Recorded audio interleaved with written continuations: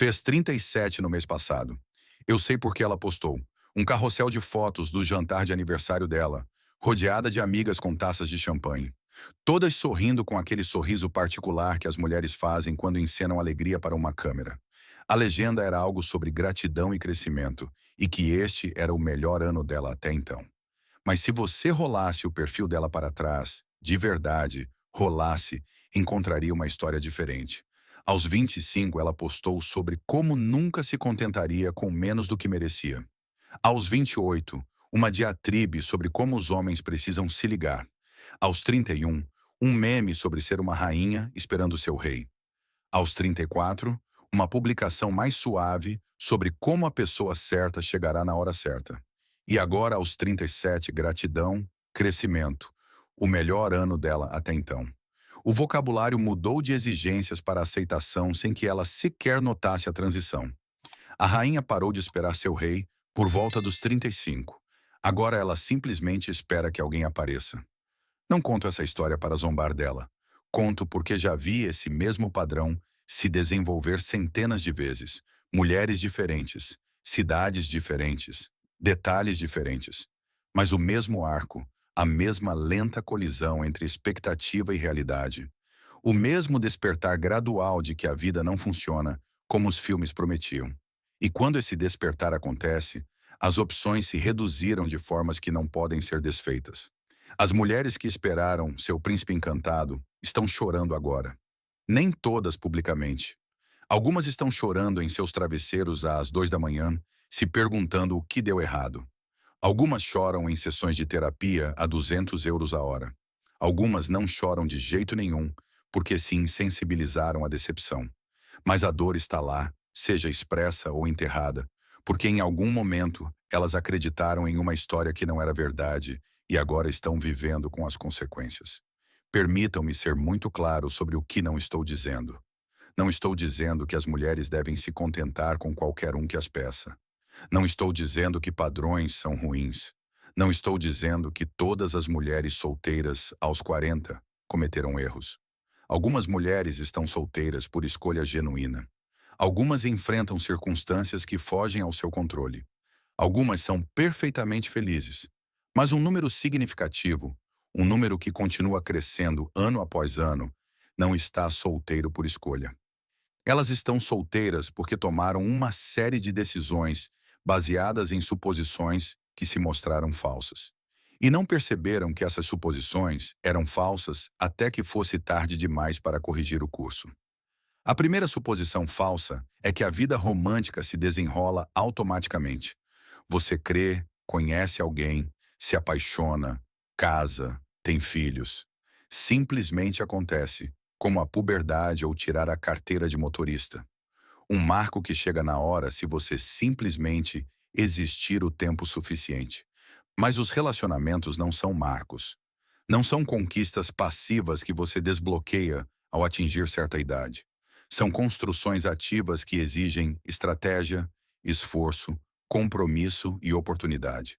A mulher que assume que o príncipe encantado simplesmente aparecerá um dia, que o universo o entregará em sua porta porque ela o merece, está operando sob uma incompreensão fundamental de como a vida funciona.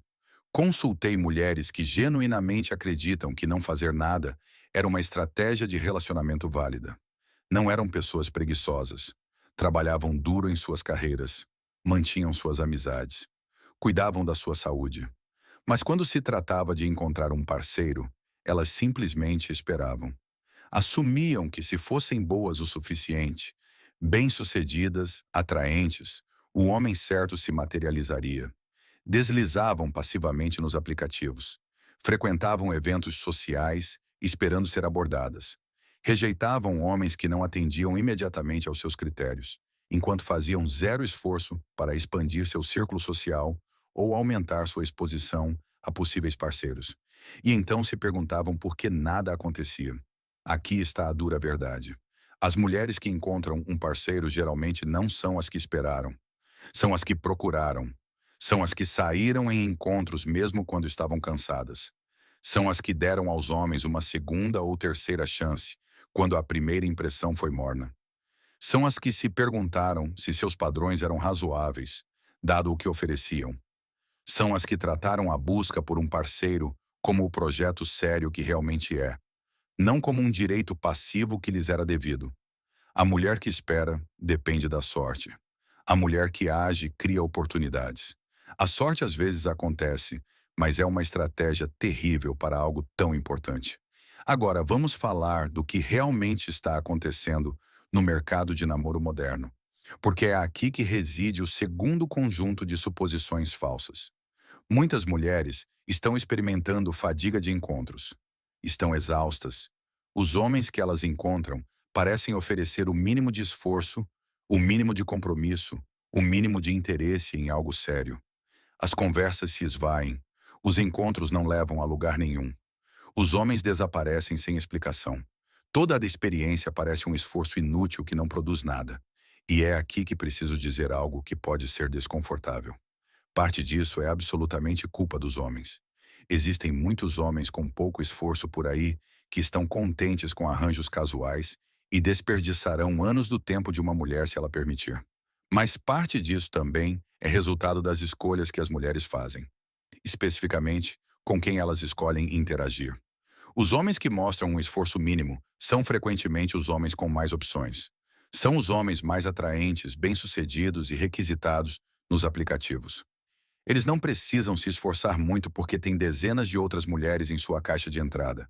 Enquanto isso, os homens que apareceriam com flores e um interesse genuíno e com intenções de longo prazo estão sendo filtrados nos primeiros 3 segundos de uma sessão de deslizamento porque sua mandíbula não é afiada o suficiente ou sua altura começa com 1,70 m. Não estou dizendo que as mulheres devem sair com homens que acham fisicamente repulsivos. A atração importa, mas digo que muitas mulheres estão pescando em um grupo de homens que não tem nenhum incentivo para se comprometer, enquanto ignoram o grupo de homens que de fato investiriam nelas. E então reclamam que os homens não investem. Os homens que elas selecionam não investem. População diferente, comportamentos diferentes. Isso se conecta a um padrão que vejo constantemente. Interpretar mal os sinais, confundir atenção com intenção. Um homem envia mensagens de texto regularmente para ela. Ele é charmoso, é paquerador. Eles dormem juntos algumas vezes. Ela assume que isso está progredindo para algo sério. Mas da perspectiva dele, isso nunca foi sério. Ele nunca ia se comprometer. Os sinais estavam lá se ela estivesse disposta a vê-los. Ele nunca fazia planos com mais de alguns dias de antecedência. Nunca a apresentou aos amigos. Mantinha as conversas em um nível superficial. Estava disponível tarde da noite, mas nunca em uma tarde de sábado. Tudo isso apontava claramente para intenções casuais. Mas ela interpretou a atenção dele como interesse nela, especificamente, em vez do que realmente era. Interesse no que ela proporcionava naquele momento. Já vi mulheres passarem anos em situações com homens que nunca vão se comprometer. Anos. Anos reprodutivos primários, anos de máxima atração, queimados com alguém que deixou claras suas intenções através do seu comportamento, mesmo que nunca dissesse as palavras. E quando finalmente termina, quando ela finalmente aceita que ele não vai pedir em casamento, ela tem 34 anos em vez de 28. O mercado mudou. Suas opções diminuíram e ela está começando do zero com um grupo menor de candidatos e menos tempo para encontrá-los. A solução não é assumir que todo homem mente. A solução é observar o comportamento em vez das palavras. Se o comportamento de um homem indica intenções casuais, acredite nele. Não assuma que você será a exceção que o fará mudar de ideia. Quase com certeza você não será. Corte suas perdas cedo e procure alguém cujo comportamento corresponda aos seus objetivos. As mulheres que fazem isso não desperdiçam anos. As mulheres que não fazem, sim. Permitam-me abordar o problema do direito diretamente porque este é o terceiro conjunto de suposições falsas. Algumas mulheres genuinamente acreditam que têm direito a um parceiro de alto valor simplesmente porque existem. Elas absorveram mensagens da mídia e da cultura que lhes dizem que merecem o melhor, sem nunca especificar o que devem oferecer em troca. Elas esperam um homem alto, bem-sucedido, ambicioso, emocionalmente inteligente, atraente, divertido, estável e totalmente dedicado a elas. E a contribuição delas para essa troca é a sua presença. Quero ser claro. Não acredito que a maioria dessas mulheres sejam pessoas más. Esse sistema de crenças lhes foi inculcado desde a infância. Filmes da Disney, comédias românticas, influenciadores do Instagram. Você é uma rainha, merece um rei, mas merecer com base em quê? O que você fez para merecer um homem do percentil superior?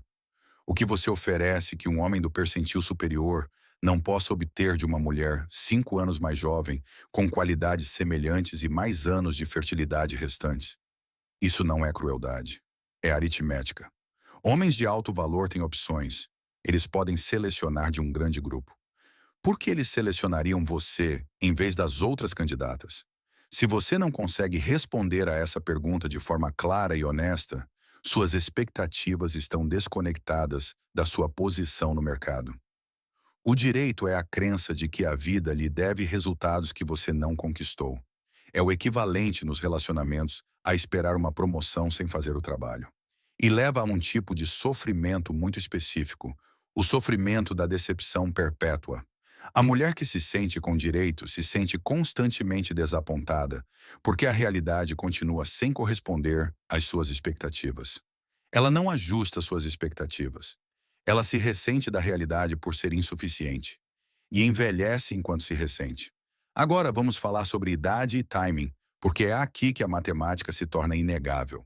Vou dizer algo que as mulheres não querem ouvir e que os homens frequentemente têm medo de dizer. O apelo feminino no mercado de encontros atinge o seu pico em algum momento dos seus 20 anos e diminui a partir daí. Isso não é um julgamento moral. É uma observação sobre as preferências agregadas e a realidade biológica. Os homens são atraídos por sinais de fertilidade. A fertilidade diminui com a idade. Portanto, o apelo masculino médio diminui à medida que as mulheres envelhecem. Isso não significa que nenhum homem queira uma mulher com mais de 35 anos. Muitos querem. Significa que o grupo de homens interessados diminui. A influência muda. Uma mulher de 25 anos com um determinado conjunto de qualidades pode atrair mais atenção do que a mesma mulher aos 38 com as mesmas qualidades. Isso é injusto, é frustrante, mas também é verdade. E a mulher que ignora essa verdade ao tomar suas decisões românticas está jogando sem entender as regras do jogo. Consultei mulheres no final dos seus 30 que estão genuinamente surpresas com o quão diferente é o mercado de encontros em comparação com seus 20. Elas se lembram de poder selecionar entre numerosos homens interessados. Agora, estão correndo atrás de respostas nos aplicativos. Elas se lembram de homens as perseguindo agressivamente. Agora são elas que dão os primeiros passos e são ignoradas. Elas se lembram de sentir que tinham todo o poder. Agora se sentem invisíveis. O mercado mudou enquanto elas esperavam. A influência que elas assumiram, que sempre estaria lá, evaporou quando não estavam prestando atenção. E aqui está a cruel ironia. As mulheres que interiorizaram a mensagem de nunca se contente com mais força são frequentemente as que mais sofrem com esse problema de timing. Elas rejeitaram homens em seus 20 que não eram bons o suficiente. Esperaram por algo melhor e agora, no final dos seus 30, esses homens que elas rejeitaram estão casados com outra pessoa, e o melhor nunca chegou. Os padrões que as protegeram, em teoria, as prenderam na prática. Permitam-me complicar esse cenário falando sobre independência. Muitas mulheres modernas foram educadas para serem independentes, financeiramente independentes, emocionalmente independentes, sem precisar de um homem. Isso é apresentado como uma virtude pura e, em muitos sentidos, é. A autossuficiência é melhor que a dependência. Ter seu próprio dinheiro é melhor do que depender do dinheiro de outra pessoa. Mas é aqui que a coisa complica. Os traços que tornam alguém independente também podem dificultar o estabelecimento de um parceiro. Uma mulher que passou 15 anos construindo uma carreira, comprando seu próprio apartamento, viajando para onde quer, sem prestar contas a ninguém. Desenvolveu hábitos e expectativas que não acomodam facilmente outra pessoa. Está acostumada com o seu próprio jeito. Está acostumada com o controle total sobre sua agenda, seu espaço, suas decisões, e agora quer um parceiro. Mas ela realmente tem espaço na vida dela para um? Ela está disposta a comprometer a independência que construiu? Muitas vezes a resposta é não. Na verdade, não. Ela quer um parceiro que se encaixe na sua vida existente sem alterá-la. E isso é algo muito difícil de encontrar. Já vi mulheres independentes afugentarem homens sem perceberem que estão fazendo isso. Elas comunicam que não precisam dele e ele recebe essa mensagem claramente. Elas enfatizam sua autossuficiência tão fortemente que ele se pergunta que papel deveria desempenhar. Construíram uma fortaleza e agora se surpreendem que ninguém ataque os portões. A independência ela é valiosa, mas deve coexistir com a receptividade. Um homem precisa sentir que há um lugar para ele. Se toda a sua apresentação grita, não preciso de você, muitos homens acreditarão e seguirão em frente. Agora vamos falar sobre algo que as mulheres raramente admitem publicamente. A ilusão do caráter versus a logística. Quando perguntadas o que querem em um parceiro, a maioria das mulheres cita traços de caráter: gentileza, humor, inteligência, disponibilidade emocional, lealdade. Elas explicitamente desvalorizam os fatores materiais. Não me importo com dinheiro.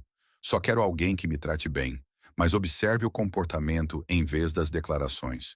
Os homens que recebem atenção nos aplicativos de namoro não são selecionados principalmente por seu caráter. O caráter não pode ser avaliado a partir de uma foto em uma biografia de 3 linhas. Eles são selecionados por atratividade, status implícito e prova social percebida. O homem bondoso com uma aparência mediana é filtrado antes que seu caráter possa ser avaliado. O homem atraente com um caráter questionável obtém correspondências imediatamente. O funil inicial não seleciona o que as mulheres dizem querer. Ele seleciona o que realmente capta a atenção delas. E então as mulheres ficam confusas porque os homens com quem dão match não têm o caráter que valorizam. Não estou dizendo que as mulheres mentem sobre querer um bom caráter. Sim, elas querem, mas não o priorizam em seu processo de seleção. Elas priorizam a atração e depois esperam que o caráter venha incluso. Às vezes sim, frequentemente não. Os homens mais atraentes e requisitados têm o menor incentivo para desenvolver um bom caráter. Eles tiveram sucesso sem ele. Os homens com o melhor caráter são frequentemente aqueles que tiveram que desenvolvê-lo, porque não podiam viver de sua aparência. Mas esses homens nunca passaram no filtro inicial. Essa desconexão entre as preferências declaradas e as preferências reveladas cria uma frustração constante. As mulheres sentem que procuram algo que não existe. Homens atraentes que também sejam gentis, comprometidos, emocionalmente disponíveis e especificamente interessados nelas. Mas elas estão procurando no grupo errado. Estão selecionando um conjunto de características e esperando que outro conjunto apareça de graça. Não funciona assim. Permitam-me abordar os papéis de gênero, porque isso afeta a equação mais do que as pessoas reconhecem. As dinâmicas de gênero tradicionais, pense o que quiser moralmente delas, proporcionavam uma estrutura clara. Os homens proviam recursos e proteção. As mulheres proviam cuidado e gestão doméstica. Cada parceiro contribuía com algo que o outro não podia prover facilmente sozinho. A parceria beneficiava ambos. Os relacionamentos modernos desmantelaram essa estrutura, o que criou liberdade, mas também confusão. O que um homem provê se ela ganha seu próprio dinheiro? O que ela provê se ele pode pedir comida por delivery e contratar uma faxineira? Se ambos os parceiros são funcionalmente independentes, qual é a cola? Supõe-se que a resposta seja a conexão emocional, a companhia, o amor, e essas coisas importam enormemente, mas também são vagas, difíceis de medir, fáceis de perder. Observei que os relacionamentos frequentemente enfrentam dificuldades quando nenhum dos parceiros se sente necessário. Quando tudo é opcional, o compromisso também parece opcional. As mulheres que reclamam que os homens não se comprometem são às vezes as mesmas mulheres que comunicaram que não precisam de nada do que os homens tradicionalmente proviam. Se ele não é necessário como provedor ou protetor, se ela é explicitamente independente nesses domínios, seu papel se torna incerto. E papéis incertos levam a compromissos instáveis. Novamente, não estou dizendo que as mulheres devem fingir desamparo. Mas há uma diferença entre não precisar de um homem para sobreviver e não precisar de um homem de jeito nenhum. O primeiro é saudável. O segundo é frequentemente o prelúdio da solidão. Permitam-me descrever o que vejo nos aplicativos de namoro, porque é aqui que as dinâmicas modernas são mais visíveis. As mulheres controlam a economia do deslizamento. Swipe. Elas recebem muito mais interesse do que expressam. Elas podem se dar ao luxo de serem seletivas, porque não há escassez de atenção masculina. Então elas filtram intensamente, principalmente por atratividade, mas também por marcadores de status, prova social, sinais de caráter em fotos e biografias. O resultado é um funil muito filtrado. O nível superior de homens recebe a maior parte da atenção feminina. Os 80% inferiores lutam pelas migalhas. As mulheres que passam anos em aplicativos deslizando milhares de perfis frequentemente estão fazendo algo estranho. Estão rejeitando a grande maioria dos homens que mostram interesse enquanto perseguem um pequeno segmento de homens altamente competitivos que têm um incentivo mínimo para se comprometer com qualquer um. Depois postam sobre como é exaustivo sair e que os homens são lixo. Mas elas não estão encontrando homens representativos. Estão encontrando os homens específicos que sobreviveram ao seu processo de filtragem. E esses homens, tendo sobrevivido a muitos processos assim, têm muitas opções e se comportam de acordo. Enquanto isso, vejo mulheres que reclamam publicamente de seus problemas de namoro de formas que são, quase com certeza, contraproducentes, postando diatribes sobre como os homens não se esforçam, compartilhando capturas de tela de conversas ruins de encontros, proclamando publicamente padrões tão altos que filtram 90% da população. O que elas acham que conseguem com isso? Qualquer homem que encontrar esse conteúdo vai deslizar para a esquerda imediatamente. Quem quer se candidatar para ser a próxima captura de tela da coleção delas? As mulheres que têm sucesso nos encontros geralmente não anunciam seus problemas nem espalham seus ressentimentos. Mantêm-se positivas, acessíveis, abertas. As que gritam para o vazio sobre como os homens são ruins tendem a continuar gritando para o vazio.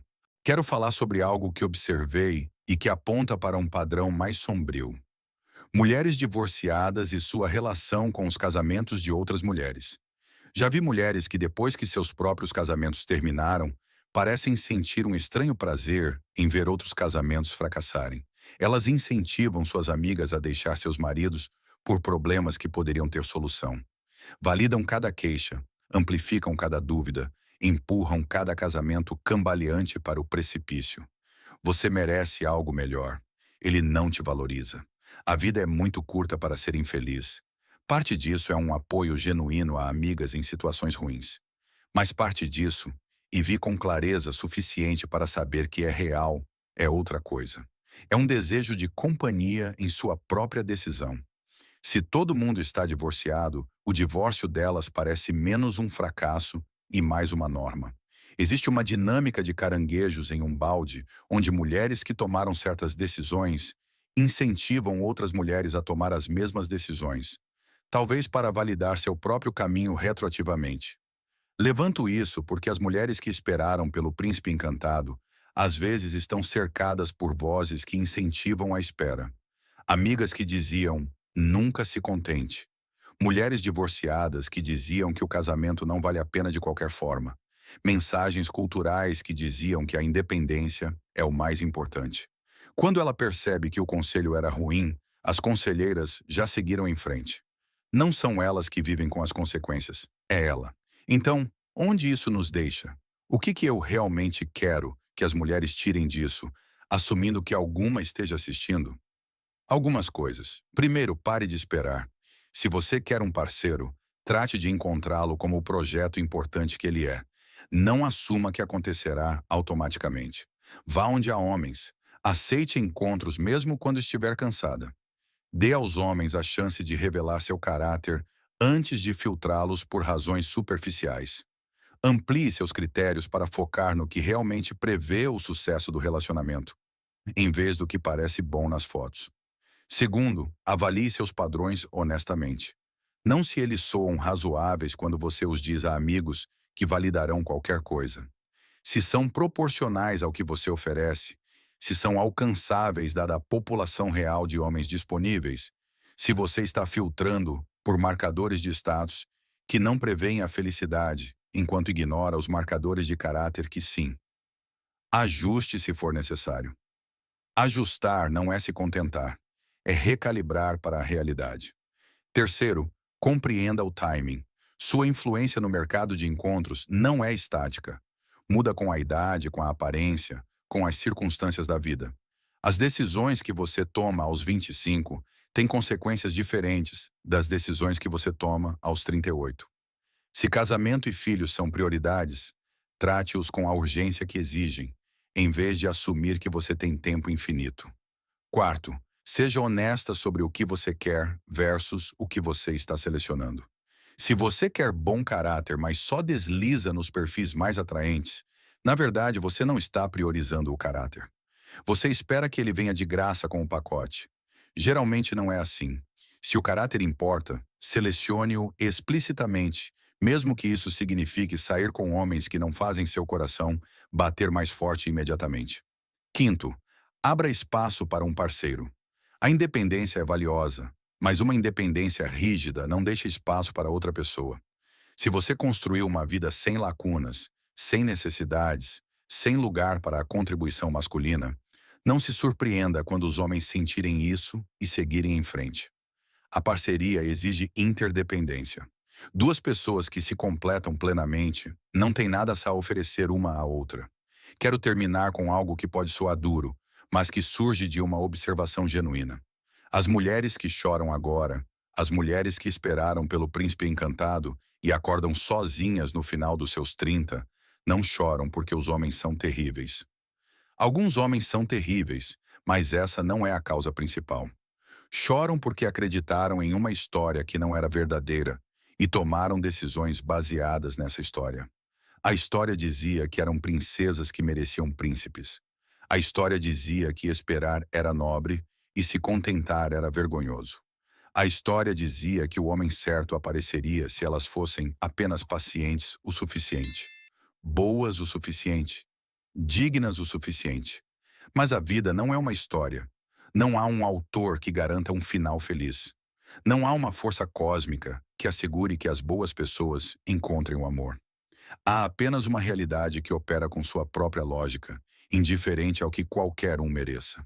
As mulheres que prosperam nessa realidade são as que a entendem, as que trabalham com ela em vez de esperar que ela se adapte às suas preferências, as que tomam decisões estratégicas em vez de esperar que o destino as entregue.